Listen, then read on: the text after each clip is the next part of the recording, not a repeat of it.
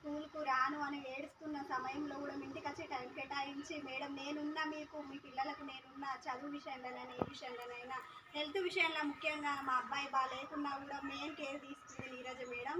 చదువు విషయంలోనైనా మేడం తీసుకున్న సబ్జెక్ట్ తరపున కూడా చదువు రావట్లేదని ఎన్నోసార్లు మాకు వచ్చి చదువుతలేడు వీని హోంవర్క్ లేదు, పాపకి హోంవర్క్ లేదు, శ్రీ సాయి వర్ష చదవట్లేదు అని ఫోన్ చేసి చెప్పడం జరిగింది.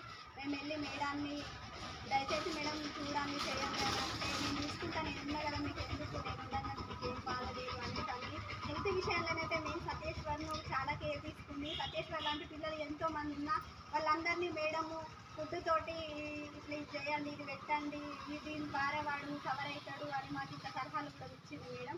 నీరజ మేడంకు ధన్యవాదాలు. ఎందుకంటే మేము మేడంని మర్చిపోలేము.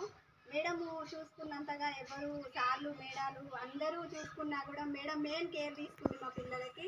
అందుకోసమనే మేడంకు నేను అసలు మర్చిపోలేను. ఇప్పటి వరకు కూడా నేను స్కూల్కి వెళ్ళిన మేడాన్ని కలవకుంటా రాను. సత్యేశ్వర్ అయినా శ్రీ సాయి వర్ష అయినా సత్యేశ్వర్ను మెయిన్ కేర్గా తీసుకుంది మేడం. మేము ఉన్నామనేసి ఫుడ్ విషయంలో కూడా వాడు తినట్లేదు, ఇది పెట్టు అది పెట్టు అనేసి మేడం మమ్మల్ని ప్రోత్సహించింది. అందుకు మేడంకు నమస్కారం. థ్యాంక్ యూ అమ్మా.